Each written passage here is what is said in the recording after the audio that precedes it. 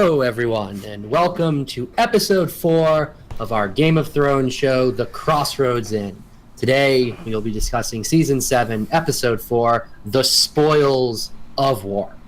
A very, very interesting episode. A ton happened, so let's get right to it. Cory, initial thoughts. Here we go. This, by far and away, no contest, was the best episode of the season. Possibly one of the best, ending with one of the best battles since Battle of the Bastards. I loved most of everything this episode had to offer. I loved Arya returning to Winterfell. I loved Jon Snow. Daenerys is another topic which I will get into later this episode with you guys, but I'm starting not to like Daenerys, and that doesn't hurt the episode. I'm saying it's good storytelling, but ultimately this episode was phenomenal and definitely solidified this as things hitting the fan right now. All right. How about you, Chris? So when I first watched Game of Thrones in 2012, yes, there was two things I wanted to see after the first season. One was dragons fucking shit up, and two, Dothraki actually fighting. And they got both of those in the same fucking episode. So, to me, I may still be off the high of just seeing the episode, but yeah, all I was doing at work today was just looking up Game of Thrones stuff and seeing reactions and stuff. More so than I normally do, which is mostly Mondays. So yeah. Yes, very, very good. Yeah. So I was really very negative last week. I really had some issues with the episode, with episode 3. And I think that this did a good job to get us back on the right track. There's still some issues I'm having with the season, and this didn't clean up all of them. But this got us back to a point where I'm not upset about the state of affairs in Game of Thrones. I think that this episode was really, really well done. And I think that the battle in this one, in compared to, say, the battle at the end of episode 1, was so much more narratively satisfying for me. And that made me very, very happy. There's still some little issues here and there, and Cory and I we kind of talked a little bit before the show about Daenerys, and we'll get into a full discussion on that in a bit. And there are a few other little things, but I think that the overall things went very, very good with that. So why don't we start things off? We did it. Cory and I both mentioned Daenerys in our opening. So why don't we kind of talk about Dany, kind of just in general, the interactions between Dany and Jon in this episode, and Dany as a character on the whole. What are your thoughts, Cory? Well, we kind of tackled it last week during their first interaction. She's starting to contradict herself a lot. Like, she wants Jon to throw away his pride and bend the knee in order to save the realm, but she's not doing the same for her own men. Like, if anything, she should shelf this discussion until after everything's done. She should shelf it when the White Walkers are taken care of and when Cersei is out of power. But she's making Jon make a rash decision now, and she has to know that Jon is not just going to do it. I mean, she said, you need to cast your pride aside and just do what's best for the realm, and then it kind of cuts, and you don't really know what Jon said in response to that, but I bet you a decision was not made yet. It's just she's coming across as bratty, self-entitled, and Mark, you tackled it when we spoke earlier today about this. Her reasoning for wanting to become queen has devolved into, it's my birthright, and it's not what she fought for across the sea. So she's really not the same character that she was even one season ago, and it's really interesting to see what direction they're going with her. Yeah. How about you, Chris? Yeah, I kind of see it. Like, all of her story development from before this kind of took a backseat to, like, I should just have this. It shouldn't be this hard. And but I do like the fact that what it's turned into is basically like, I have these dragons. Why am I not using them? So like, just the idea that she's slipping farther and farther. She's losing her, like, I don't know if I say her morals, but like her guiding principles from before, like, and going further and further into, like, I just need to make this happen. It's I like it. I like it a lot. I really don't, to be completely honest. I have some pretty major problems with the way Dany has acted throughout this season. I think that, for one, I like, Cory kind of touched on it as well, about like the conversation she has with Jon about pride felt so weird to me, because in the same breath, and sorry, realize my computer isn't plugged in. In the same breath, she's saying to John, like, you need to put aside your pride. Don't make your men die for pride. But like, she's not like, that's such a hypocritical statement coming from someone who's like, if you don't bend the knee, I won't help you. And I really look at it like this: like, she wants to be queen of Westeros, and I don't really understand like what her goal is regarding that. Like, almost like a political level. And Game of Thrones is a very political show. Like, what is Daenerys's like campaign platform? What is her like? I'm going to do platform. X for Westeros. Like, when she was in Slaver's Bay, you had this: I'm going to free the slaves. I am going to end slavery, so no man who grows up in Slaver's Bay should know what it's like to be in chains. And that was a really good, like, guiding principle. That was a really good, like, moral compass. And now, rather than doing what she did then, which was like, all right, I'm going to fight and like have men and have people follow me because I've sort of earned their respect and earned their trust. It's like, now I'm in Westeros, follow me because I'm the Mad Queen's daughter, or Mad King's daughter. Like, what is her? I don't really understand it, because it's not even like she talks about Cersei like, oh, Cersei's a terrible ruler, I need to like defeat her. Tyrion does, but even she doesn't. Like, she's just kind of, I am queen because, hey, Jon, your ancestors swore to me. Like, that's her argument, and that's such a weak argument. And I don't entirely know what they're, because it's not even like Mad Queen Daenerys. Like, I'm fine with the, I want to go burn things with my dragons. I have the superior military might. Why am I not using it? I get that. That's fine with me. It's more of just this really weird interactions with Jon where I feel like she's, I don't even know. I don't fully understand what her move is, other than you have to accept me because I'm the Mad King's daughter. I think also is she's kind of been guided by the same, like, her entire life was building up to, we'll eventually come back to Westeros. This is where we grew up in. This is where we have the right to come back to. So, like, she has no real, like, that was her purpose for her entire life. Now that she's here, I think she's trying to, like, regain, like, what am I doing? Why am I doing this? And why is it so hard, I guess? I don't know. It just seems like she's trying to just go back to what her, like, entire life goal was, but doesn't really understand why, if that makes any sense. But it almost gets to, like, when you had Stannis, who was kind of the last person with, like, theoretically the right claim to the throne, but was, and early on, Stannis is kind of, his argument kind of boils down to, like, Joffrey is a product of incest. I am the rightful king. Follow me because of that. And then, like, Stannis, in many ways, is at his top when Melisandre says, like, go save the realm and then become king. And he goes north and he defeats the wildlings. And yes, bad things happened because he ran into the force that was 20 good men. But, like, I feel like that approach made so much sense. And it seemed like they were kind of heading in that direction of Dany being like, all right, look, I will support you right now. I'm not giving up my claim to the north. We'll talk about it when it's the right time. But it's like, it just seems like I don't understand why, like, she has a better right to be queen over Jon being king in the north. I don't know. It seems like the Dany from 2 seasons ago would have looked at Jon and been like, you were chosen as your people chose to follow you, not because of the way they were born, not because that's your birthright, but because they chose to follow you. That seems like the Daenerys Targaryen model, and now that's, like, kind of just meaningless because she wants to be queen. Well, I think they are, and I think they hinted at it towards the end of the episode when we'll get to that when we get to that. But, like, I think throughout this season, they're going to walk the line of her being more and more like the Mad King and not as kind as we knew her on the other side.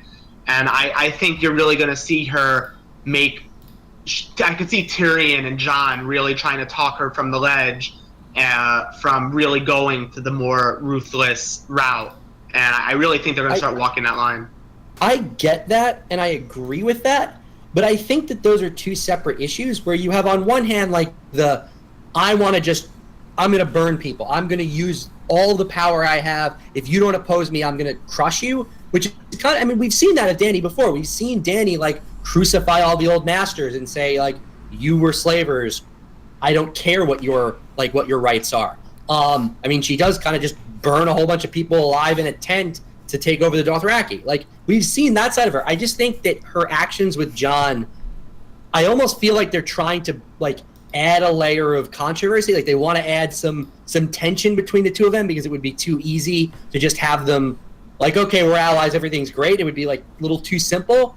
But I don't really know if they fully understand the full meaning behind the things Dany is saying.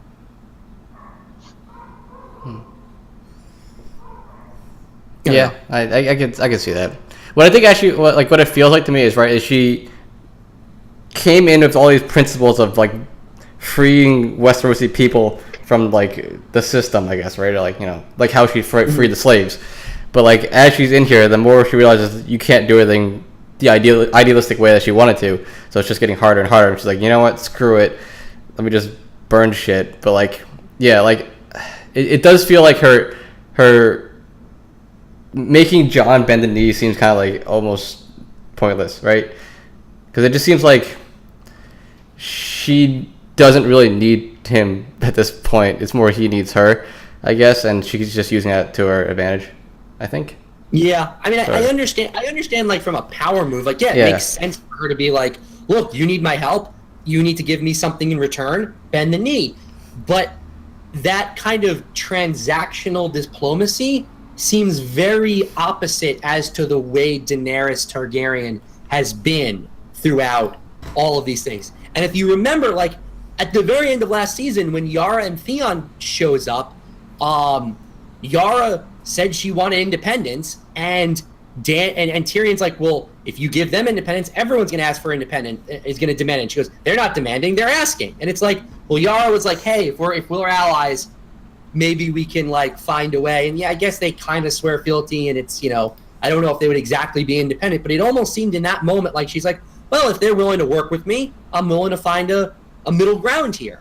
And in this case, it just seems so like, it's not like Jon is like, look, I need your help, and I'm also going to fight you. And like Jon's like, look, we can be allies and everything will be fine and whatever.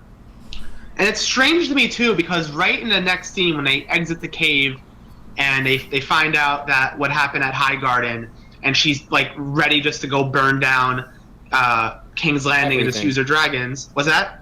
Not just everything. Everything, sure. She asked Jon for his advice, and seriously asked Jon for his advice. So, like, I'm just not getting what she views Jon, because I don't think she believes the White Walkers and the everything going on in the North is a big a deal as Jon thinks. I think maybe she's starting to grasp that it exists and it's a problem, but not as a big problem as Cersei is. So that's why I think she's using bending the knee as a bargaining chip to him. But then in the very next scene, she's like, what do you think I should do? And then I think she heeds Jon's advice as like she would another advisor. So I don't get even how she views Jon as just like another person. It's very tossed and turned. I like. Go ahead. I was gonna say I like how she like doesn't really believe in the White Walkers. Meanwhile, she has 3 dragons.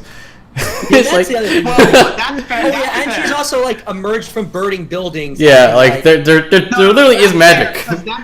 That's established recently in Game of Thrones lore that A, dragons exist, and B, that Targaryens have that power. It's not that long. This is like we're talking like 20 years ago. The White Walkers haven't been a problem in how many years? But like, if you don't believe in dragons, I mean, it's one thing when Tyrion and the Lannisters are like, do you believe in Grumpkins? They live in the South. Everything's like normal. It's just like there's a little like, and not just that. Like also you have like the magic of what happened with, you know, the woman back with Khal Drogo in season 1. Like Jaime's had a lot of magic around her. But it's not. I don't think it's a matter of magic. I think it's a matter of the White Walkers. What they've seen. Legend. Yeah, I guess it's like. Because Game of Thrones, magic exists. It's pretty well acknowledged that exists. Like actually, it's true. Because like what dragons existed more recently. Much more recently than White Walkers. Yeah. Now speaking of the not so recent, just kind of drilling down into the cave itself. What did you think about seeing the little Children of the Forest nod and the whole like the cave paintings? It's silly. It was very convenient and silly. Yeah. There's like a whole joke. Like, I think Mark, you told me the joke that like Davos is the one that like. Yeah, threw yeah. it. You went in there. Give me a second. Let me just draw everything. I don't know. Yeah, I agree. I thought it was a little like when she's like, "Cole, I have something to show you." Like, I was like, what's going on here? You know John in caves, right? Well, yeah, pretty much. And that brings up the next topic. So, Davos has the little line there of like, "I see you looking at the queen." The queen's good heart. Is it just me, or have I have not picked up any sexual tension between the two? Nah, of them there's a little bit. outside of Davos? A little bit. There's a little bit. No, I didn't pick it up at all. I agree with Mark. It was super subtle if it was even there. And I just don't see where this comes from. They had such a rocky first start. They kind of warmed up to each other, and that's that. They've been like away from each other the entire time. Like John has been scouting out the dragon glass, and she's been doing her own thing. So I don't, unless there's just attraction there, which I don't even see. You know what it actually is? It's just the fact that the fandom wants it, so you have to make nods to it. But I mean, yeah, but those kind of things kind of annoy me in a show like Game of Thrones. Like you don't need to do something just because you don't want to see two attractive actors, like hook up. What? Except they're related. I mean, they don't know that, but still. Well, also, let's be it's fair close here. enough. Hold on, I'm actually thinking about it more critically now. We've known since last season that Daenerys is looking for a suitable power ship marriage. That's why she turned down what's his name? Daenerys. Yeah, exactly. So maybe she is looking at it more like that, but Jon certainly shouldn't be looking at it like that. Maybe But specifically, the line was about Jon. Yeah, I know. I'm not even saying like I think it actually makes sense from like a purely like realpolitik. Like it makes sense politically, but I haven't picked up any of it between the actual actors. It just like that line for me came so far out of nowhere. I'm like, wait, really? Like I have not noticed anything. Right. I don't know. Maybe I'm missing it, or maybe it's just something to do with Emilia Clarke and Kit Harington. I have no idea. I don't know. I think people are seeing it because they want to see it, but on the or other side, you're not seeing because you don't want to see it. But I don't know. I didn't really love the really really awkward Dany Missandei discussion about It felt sex so with Grey weird. Worm. That was Things so happened. awkward. Many things happened. I was like, It was. We didn't need 10 minutes of them having sex, and we didn't need a little 2-minute like. Oh yeah, that happened. I don't know. The 10-second like the little look she gives is just amusing to me. I mean, it's harmless, but It's Missandei's looks are fine. It's Dany that annoys me about it though, because she's like supposed to be trying to run the Seven Kingdoms, and like, let me find out if my advisor got laid. it's funny because she the look she gives just like made me think of Emilia Clarke rather than Daenerys. Mm-hmm. Like, have you ever seen any interviews or something? It's funny because Daenerys is so different than she was when she like originally asked about that, like, and like gossiped back. Because like now, as we're seeing her in this season, she's turned into like a queen. Like I have to say, she's more queenly now, for better or for worse. But like right now, it doesn't strike me as a time she would care one way or another. She's worried about 100 different things right now. So it's a little out of character for her right now this season. Has Missandei seemed a little weird in this episode to you guys? No, I mean, What do you mean by weird? I don't know.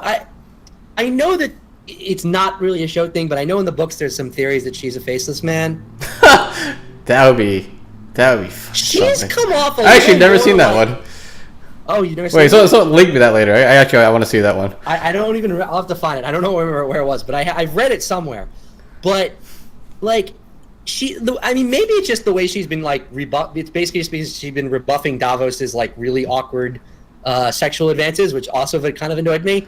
But she's come off like a lot more. Hey man, who knows how skillful Grey Worm is? Could change someone. No, that she's just very clearly not interested in Davos. Yeah. No, I'm just saying. Maybe she's acting differently. Maybe she's, I don't know. Maybe her legs are weak. I don't know. I don't know. She seems like almost, but in the opposite, like more. Like she's gone from like, because they always like kind of called her like Dany's closest advisor, and I've always like kind of seen her as like less of an advisor and more like a confidant. And now she's kind of like, it seems like she's actually an advisor. Like she seems a lot more, almost to some degree, like the way we've seen the change of Sansa. like on almost a smaller scale. Like it seems like she's a lot more involved in this game than she was before. Yeah, I mean she's been there for every moment of it. Yeah, pick up a few things.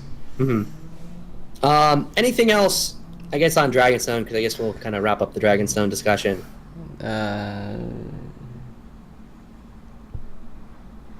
The Theon thing. I completely forgot Theon and John were gonna see each other. Like it's like, that's awkward. Oh, fucking Theon. No, screw you, Mark. I have nothing good to say about Theon, so I'm not going to say anything.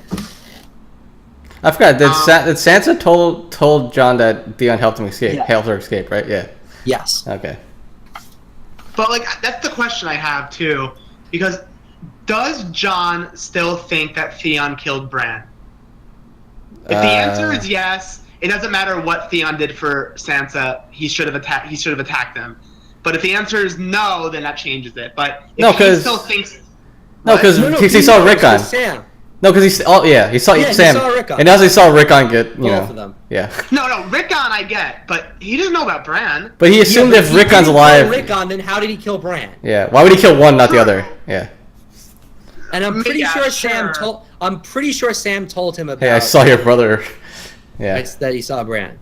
Okay, then in that case, fine. Because I'm just saying, if that was still something John assumed, nothing Theon did for Sansa would change how he would want to. Yeah. I don't know. I didn't mind their interactions. I don't want Theon to be alive anymore, so whatever. Well, too bad. I still think, I like Theon's arc in the books a lot. I'm just trying to figure out, I feel like his arc, where he is in the show is where he ends in the book, and he's been kind of coasting there for, the last 2 seasons. I'm just waiting for it to do something, you know? I just feel like Game of Thrones is not a world where a character like this does well. This is not a world for someone who is this broken. Why is he alive? But what does that mean? Why is he alive? You're asking why the men didn't kill him when they fished him out of the sea? Are you asking what does he have to the narrative? I'm saying that at this point, the story is making decisions of what to spend time on, and why are we spending even the remotest seconds with Theon? What is his purpose in this story? Theon actually. What do you mean? He's gonna have his own arc. My real question to you is, what is Sam's? Right now, Sam's not doing much more than Theon. And I haven't been particularly happy with the stuff in Old Town either. Yeah, but I'm saying there's minor. But at least with Sam, clearly has a role to play. He's going to discover something in those scrolls and figure something out. Who knows? Theon might ride a fucking dragon. I don't know. We don't know what's gonna happen. I guess I don't know. I just don't. What if Dany just died last season in Essos? Just her season's meant nothing. I don't know. Could have been. Theon's probably gonna win the Game of Thrones. No. Theon's gonna do something epic to redeem himself to the Starks. He's gonna, I don't know, fucking murder a White Walker somehow. Life wasn't enough. No, something else. All right, maybe. We're gonna find out he's a Targaryen. Hey, he's supposed to be a really good archer, right? So what if he was a really good archer. He has some dragon glass arrow, just shoots the Night's King in the head or something. I don't know.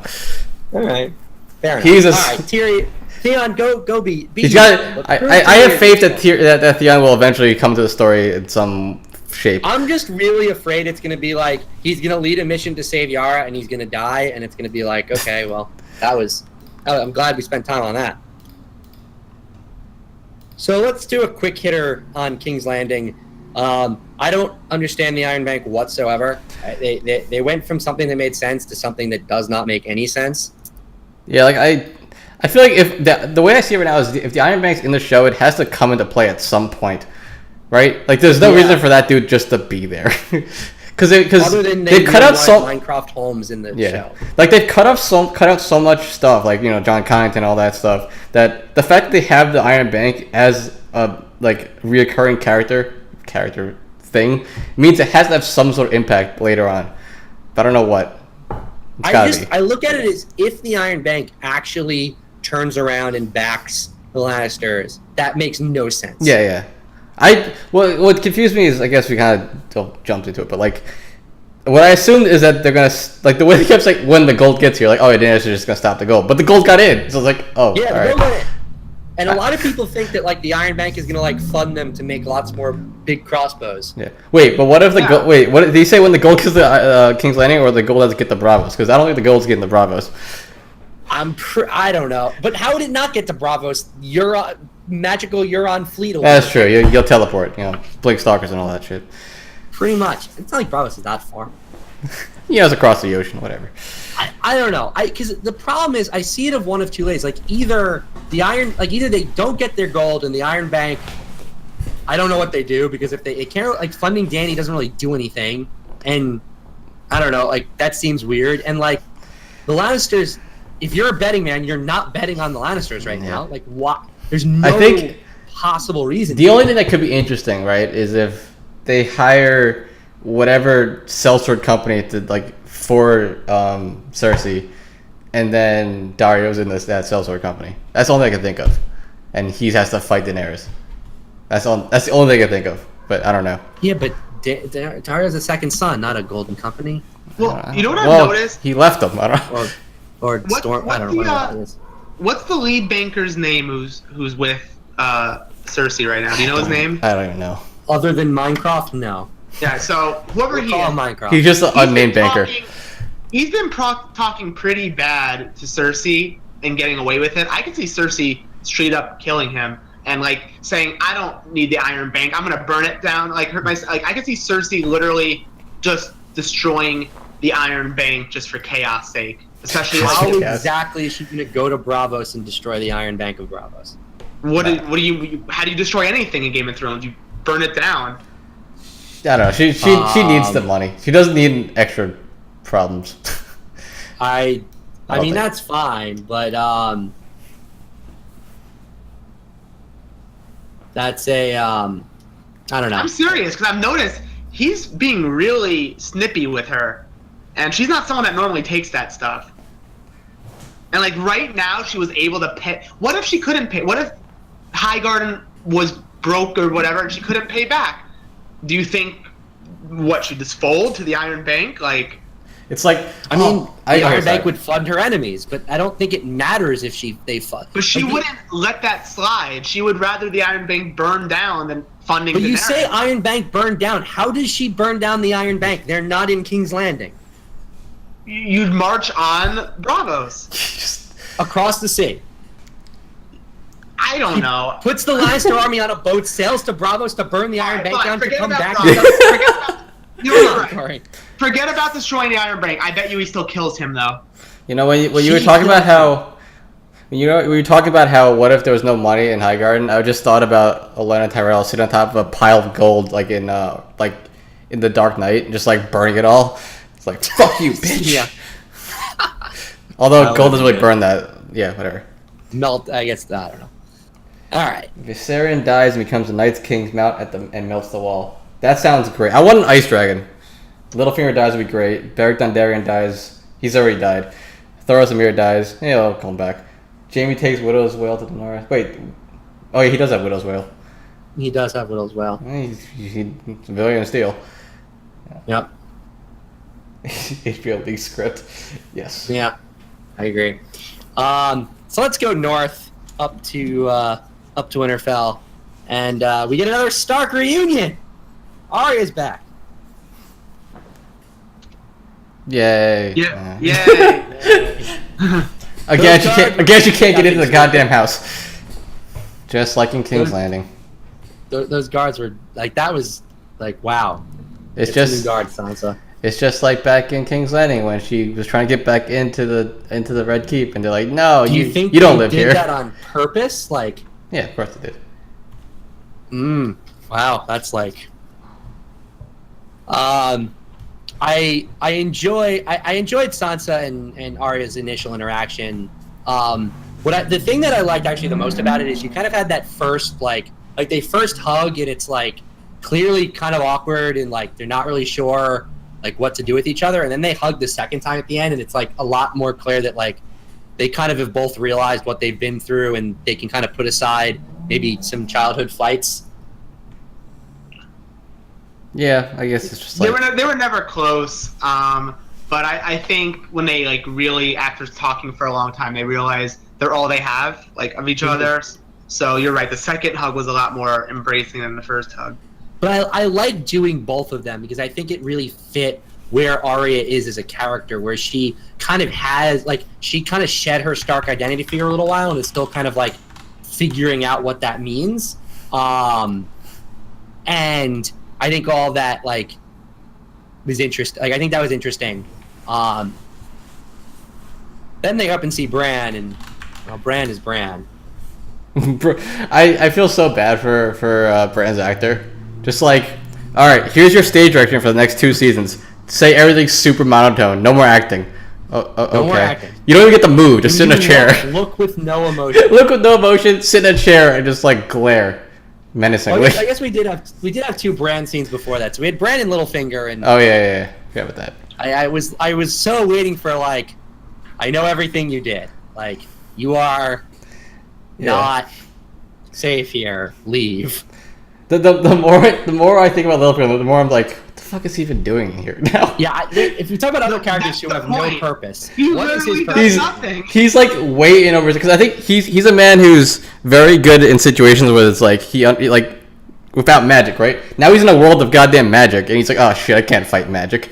I can't fight a Bravosi like master assassin. I can't beat someone who can see all of time. Dr. Manhattan And here's shit, the thing you know? too. But if he actually does, I even think it's like kind of goes back to like something like Maester Aemon was talking about.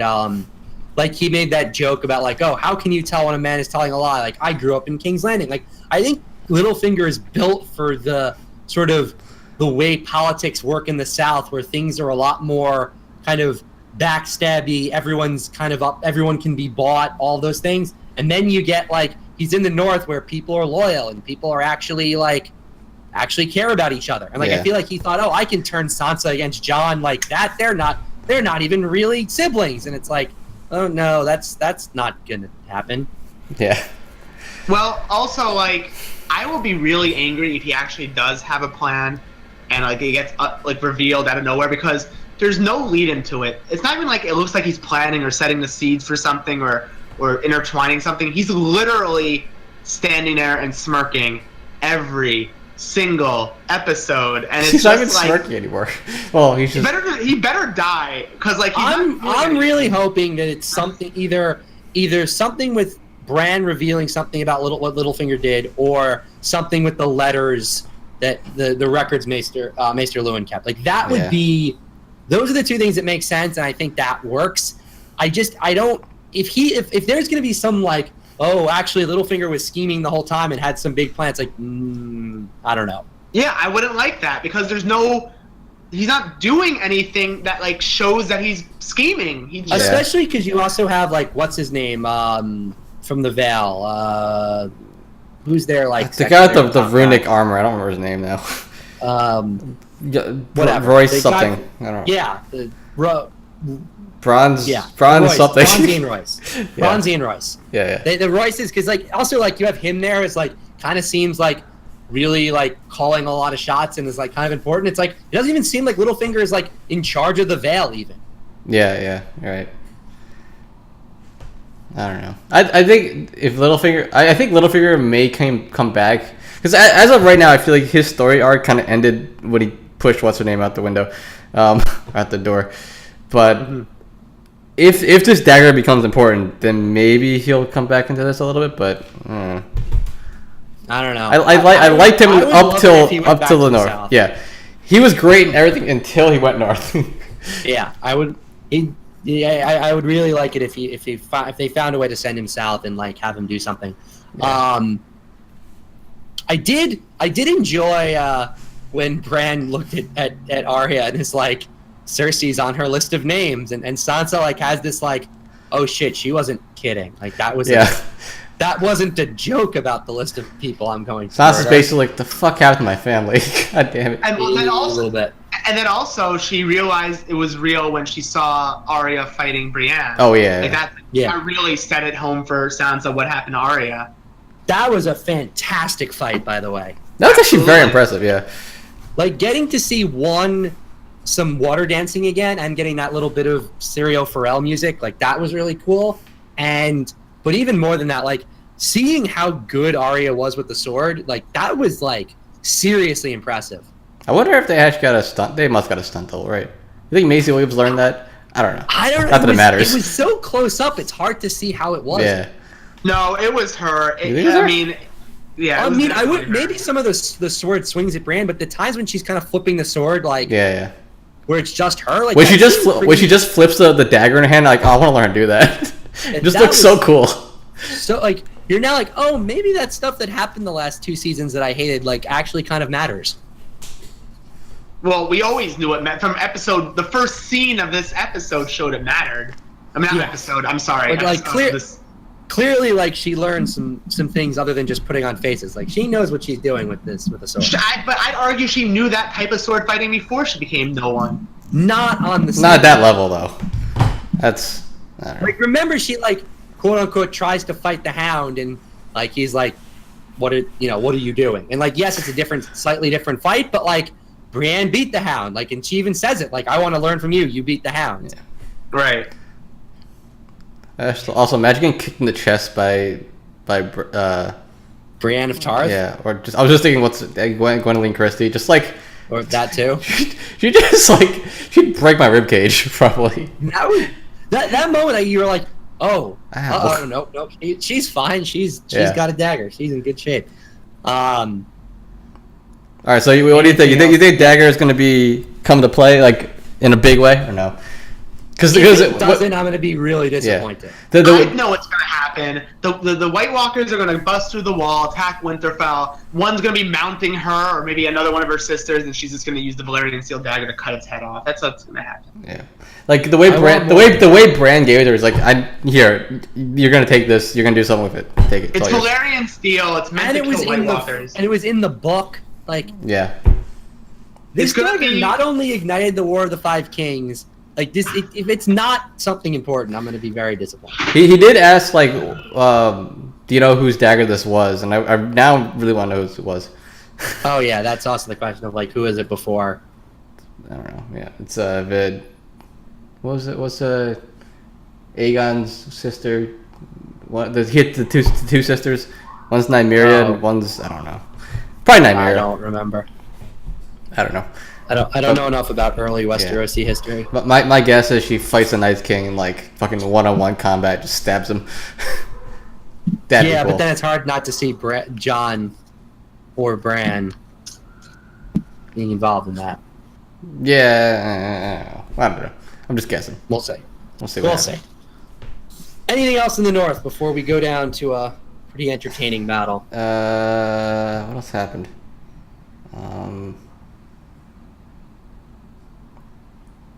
Mira. Oh yeah, Mira. That sucked. That was really depressing. It's like her brother died, Hodor died, everyone died, and now she's got this fucking walking tree around. Is it just me, or should she have maybe like kind of known? Like I feel like they've been traveling together since he became the Three-Eyed Raven a lot. Yeah. Like, has she not picked up on the fact that he's completely and totally incapable of showing emotion? Well, I don't think they really talked a lot. I think what happened was she kind of knew that he was probably just gone at that point, but she was hoping he was still a little bit there. Some of the old Bran was still there. No, none of it. Absolutely none of it. What did she want him to say? Like, other than thank you, like you know what I'm saying? Like, yes, he could have said more, even if he was Bran, but like, I'm sorry. You gave up a lot for this, but I kind of got the impression that she wanted him to ask her to stay. Oh, well, maybe. Mira, I need you. Like you've been, like I can't like continue doing, like not in a romantic way, but like in a you have been the person who like you have experience with the White Walkers. Like you've seen what happened. That's true. You know what's going on. Like I need you to stay here and like be around. And he's kind of more like, go be with your family. Yeah, she's the only. That being said, it does kind of give me some hope that maybe we'll actually see Helen Reed. Helen Reed. Yeah, she is also the only non-tree person who has seen a children of the forest, right? Yeah, living non-tree. Yeah. Actually, what happened to Benjen? Did he die, or did they just leave him? I don't remember now. I can't remember what happened. Kind of already, doesn't he like half dead? Yeah, yeah. They just leave. I think he's I gone. can't remember. I think they left him. Yeah.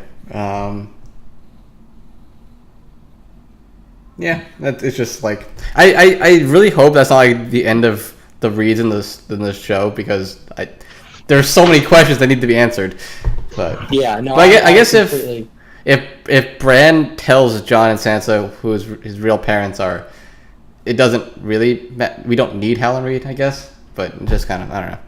But the one thing is, if Bran tells this to Jon, no one is going to. Yeah, sure. You need someone to believe him. Yeah.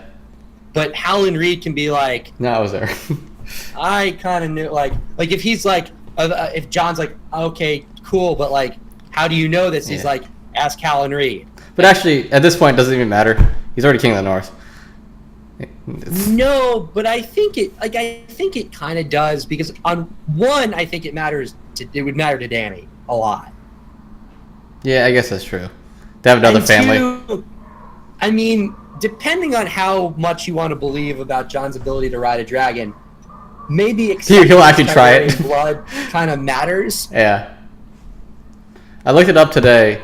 The other person other like main story character who definitely has Targaryen blood is fucking what's his name? Gendry. Gendry, yeah, because he's 12.5% Targaryen because because Robert Baratheon's grandmother was Targaryen.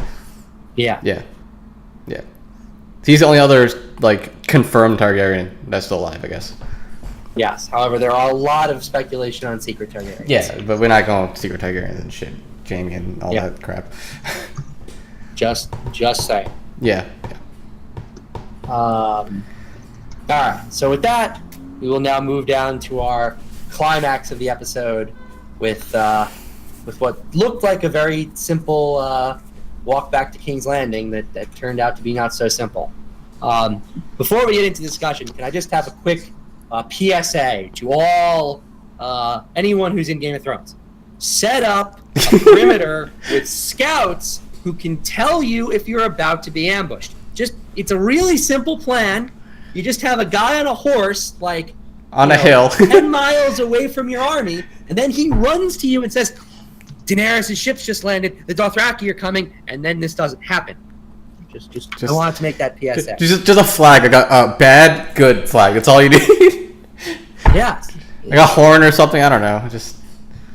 Especially after last season when a certain somebody was like, "Hey, Phrase, y'all are idiots. You didn't set up a perimeter. You didn't know we were coming." they even mentioned it in the show.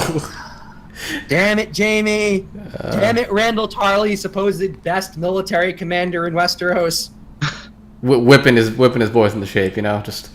Mm-hmm. So, can we agree that Bronn is just wonderful, by the way? Dude, imagine if Bronn killed Drogon. Like, you know what his kill count would have been? He shot the arrow that lit the Blackwater on fire.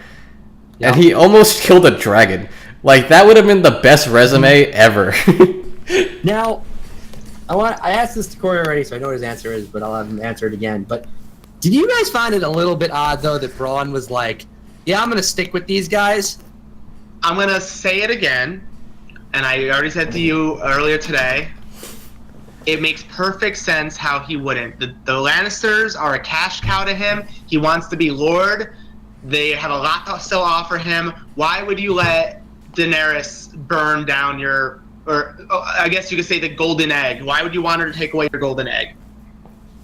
My response to that would be, even if he killed Drogon, it wouldn't have changed the fact that entire army was gone and they were all probably going to die. He was going to kill himself. Jamie would have died if he ran away, I think, actually. Right? Because I think Bronn's the one that pushed him out of the way of the fire, right? Yeah. But it's not like he knew that was. It's like, oh, I need to stay and make sure Jamie doesn't kill him. Wait, so are you saying like at the beginning he he thought he was just gonna bail, right? Or I thought when he turned to Jamie is like, "Get to King's Landing. Like, this is not gonna go well. There's no reason for you to stay." And when he was kind of looking at his gold, I'm like, Bronn's a sellsword. He's made it very clear that he's doing this for the money. Why the money's not worth? You're not gonna spend the money if you're dead. I mean, unless you want to say like he's actually loyal to the Lannisters and like he considers Jaime a friend, but when did that happen? No, he spent enough time with Jaime that he could consider him a friend now. You think? I don't know. He spent a lot of time with Tyrion and specifically said to him like, "Yeah, I'm your friend, but I'm not dying for you." Changed. I don't know. To be fair, if I was Jaime, the first volley of fire, I would have been like, "Nope, let's go, guys!" Like that was like a tactical thing where retreating was just. But the thing is, like, I don't think you could have retreated. You could retreat against. They're all on horseback. Yeah. We're not. All of the Dothraki. First of all, yeah. The basic thing is you can't retreat from the Dothraki because they're on light horseback and they're just gonna chase you down. I think the best chance you have is standing and fighting in the line, but when a dragon shows up, all bets are out the window. Yeah. I think military strategy, it actually kind of like it seemed like they were actually not that bad at holding the Dothraki. The problem was the dragon. Or the dragon, which busted a hole. To the hike of the nuke that it was. Yeah, because like they were saying how you remember the Unsullied were like made their name as like elite soldiers when they held off like 5 or 20 times the amount of Dothraki at a city. They just kind of like sat there and defended. So like sitting at a spear wall is actually good against Dothraki. What do we know from Rome Total War? Cavalry are weak against pikemen. Exactly. But what do we learn from Game of Thrones is that everyone is weak to dragonfire. Dragon. Dragons are OP. Big crossbow lived up to my anti-hype. I thought it looked kind of silly, but good on Bronn. As I said to you, Mark, a 500 of them surrounding King's Landing makes for a difference in a fight. Yeah. I mean, I'm sure it's not even that it's a bad weapon. My problem isn't like, oh, it's a bad weapon. It's just that like it kind of for all the talk of like dragons are invincible. They're the most incredible weapon that anyone's ever thought of, and no one can come up with a way to beat them. And the answer was big crossbow. Like that was the simplest. I was expecting like with Qyburn to be some magical shit, but no, just especially considering it was Qyburn. If it was one thing, if it was like Randall Tarly was like, I have an idea to stop the dragons. It was like that would make sense. Like, the Dark Sorcerer tied his crossbow rounds really tight and shot a big arrow. And I think the verdict's not out yet. I think that's a temporary solution, but you might still be right with the zombie resurrected dragon. That'd be I don't think so. I'm not going to be right about that. But I'd love something more than like it's a really big arrow, because it just seemed like it's so simple, and for this incredible beast to be brought down by something that's like that easy, it just seems like such an easy solution. Yeah. That being said, Danny, you don't pull the fucking spear out. Who taught you? That's a good point. I wasn't thinking about that. Medical. We wait until you're in a position where you can cover the wound quickly, or you're gonna bleed a lot. It's a dragon. She doesn't. I don't know. The dragon will cauterize the wound by himself. Bad combat medicine. Bad, yeah. But in all seriousness, the battle was pretty incredible. Like getting to finally see the Dothraki on the Westerosi sword, getting to finally see dragons. It was really incredible. And I thought that I think this was the best battle scene since since Hard Home. Yeah. I think this was better. I think this was better than Bastard Bowl, to be completely honest. I actually still think Blackwater is the best battle. As much as it's like season 2, way back then, but that was the first one. Like, wow, this is legitimate. Blackwater was pretty incredible. I just there's something about like hearing Jon yell loose as you fire arrows into the onto a wall that was just seriously epic for me. But this was really well done. I thought it was really well shot. I thought it was shot a lot better than the Euron attack. Yeah. The Dothraki stuff actually was really cool to me. Like they actually didn't feel like Mongols. They didn't feel like something I've ever seen before. Right? They actually felt different. They felt like a combination of like Mongols and like, I don't know, fucking Apache and everything. Which is cool. I like it. Yeah. Although that scorpion shooting the giant crossbow did give me some flashbacks to that terrible movie trilogy. I don't know if you. Yeah. I was like, oh god, he even looks like the actor. Oh boy. Yeah. Yeah, we don't speak about that. It never happened. Never happened. Absolutely not. But overall, it worked. So finally, we have the ending with Jaime heroically charging to stop Dany. I think that there's a lot. I've seen a lot because just kind of looking on Reddit and looking at things like. There's been a lot of talk about like Jamie's like whether he was an idiot or what was he doing, and I feel like people are kind of like I feel like Jamie can be both an idiot and like having a really emotional moment of flashbacks of the Mad King and seeing people burning to death. Like, I think the fact that you think his charge was stupid doesn't mean that it's not a completely justified thing to do. And it's kind of like people have been compared to it. It is pretty similar to like John charging after Rickon. Like, I completely understand why he charged for and tried to save his brother. It was still really dumb, like from a purely like if you were playing this as a video game and didn't actually care about any of the characters, like it's a really stupid thing to do. But like, I get why he did it. Yeah. I mean, I'm just thinking, oh, hey, look, there's a commander of the entire enemy. I can end this war right now, possibly. Might as well try.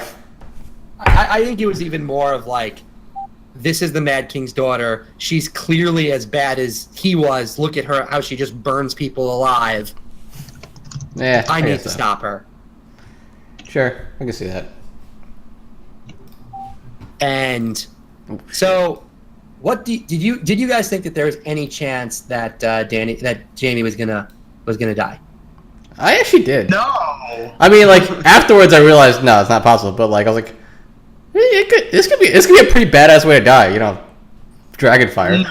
For a brief moment, like this could be they're that not bad. gonna do this. Yeah, right. Maybe there's no way for him to get out of it. Oh no, he's out of it. Braun out of nowhere. That the jury is out on that one. I really need to see like what they do with Jamie next episode. But like, He's sticking. How deep is that river, by the way? Like Blackwater Gulch. wait, it's not a river, or is it a river? Yeah, kind of. I don't know. 'Cause that river looked like a fucking trench. I was like, he's still going. Yeah. Oh Alright. wow, Blackwater Gulch was I forgot there was a StarCraft map. Wow, is that the first? Yeah. All right, cool. Yeah, because I'm like, the first thing I thought was like, oh shit, how is he gonna kill Cersei now? Damn it! You know, it's not. That was exactly what I was thinking. I was like, I am 100% like the Valancourt. I'm completely sure of. Like, there's no way that this is like not. Like, there's just no way it's not.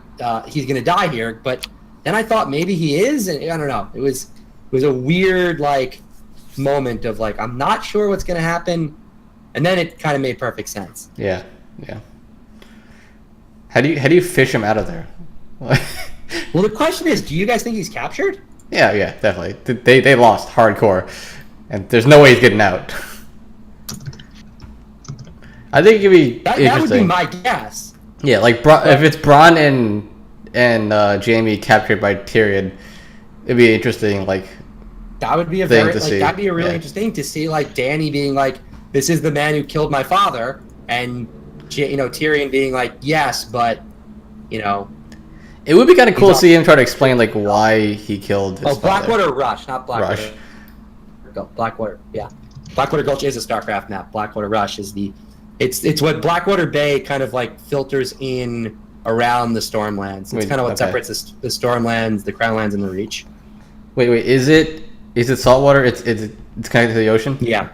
Okay, Yes. all right. So Jamie can be reborn in salt and fire. Oh, that's true. That was not my observation. That was actually Jessica's. So Oh, yeah. okay. there was smoke. It's just you're okay. Smoke, So maybe it's. He could be a ham.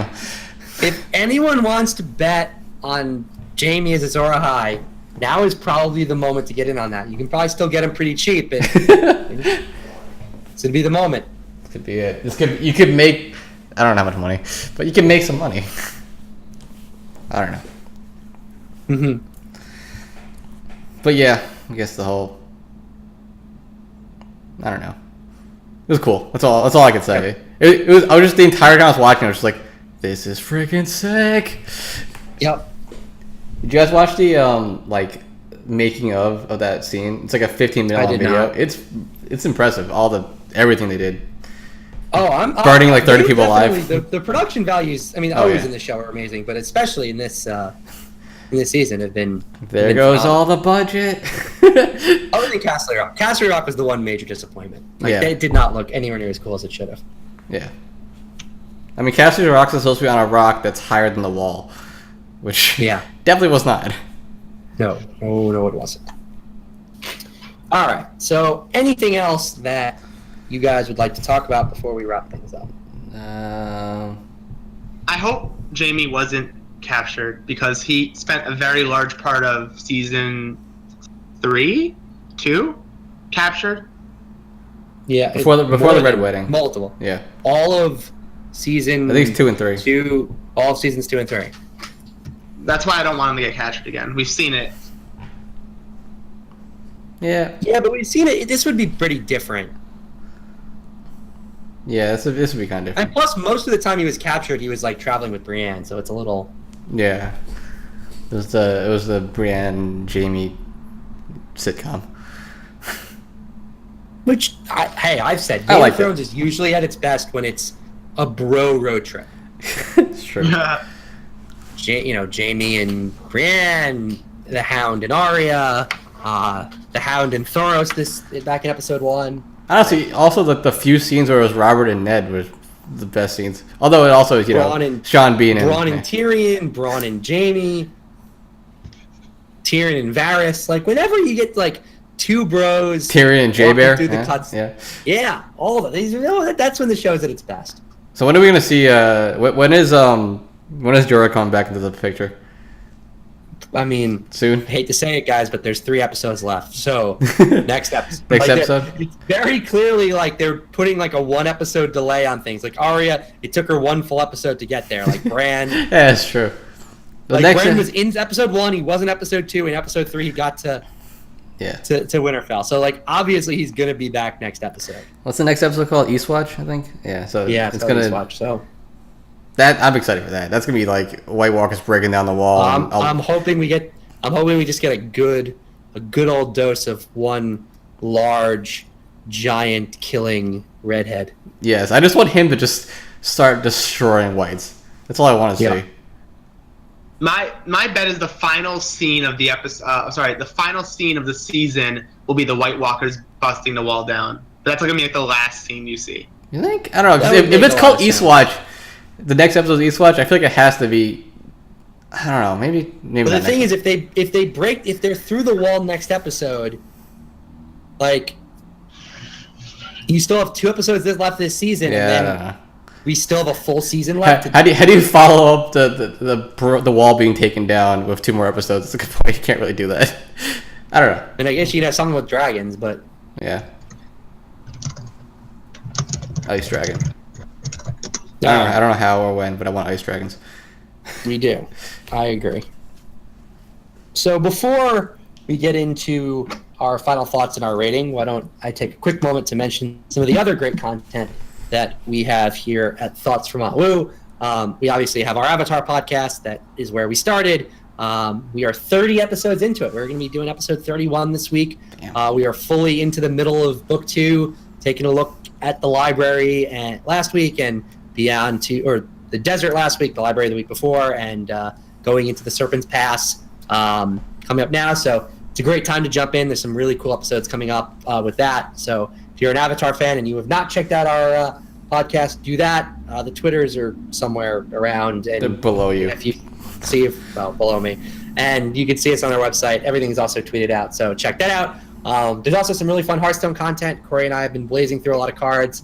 Although we have a whole bunch that we need to talk about because when does it come out? Revealed this week. Is that the 10th? I think 3 days. 3 days. It's coming out. There's the first part is releasing Thursday, which is like the prequel adventure modes, and then like you can open your packs on Friday. Is it still by Wings or no? Or I don't know. No, well it's not. There's no more adventures. It's a full expansion. Oh, okay. Yeah. So it's all packs. Okay.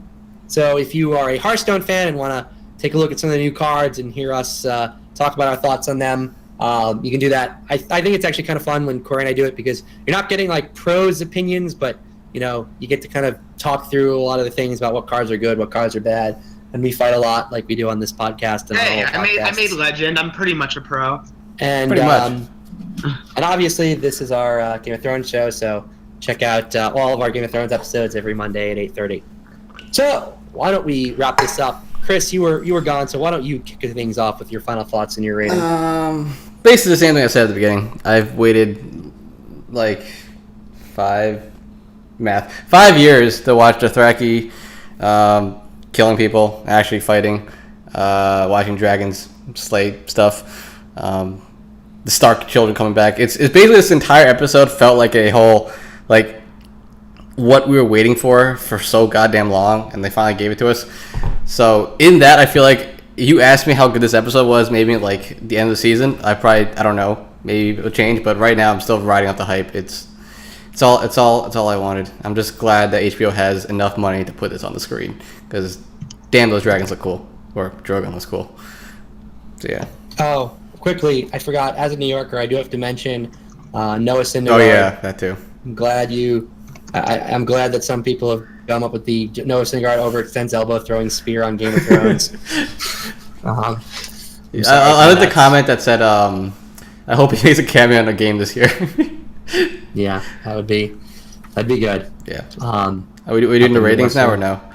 Yes. So just to refresh our rating scale, we were rating episodes between a 0 to 10, and we were rating against all of television. So Television. So a 5 is completely average, a 10 is perfection. I think I would give Hard Home a 9, so I'm going to give this a 9 as well. Not Okay. perfection, but goddamn great. That's a very close, though. Yeah. Cory, how about yourself? Final thoughts on your rating? I love this episode. I agree with Chris. You waited a long time for dragons to be used in warfare. The CGI didn't disappoint.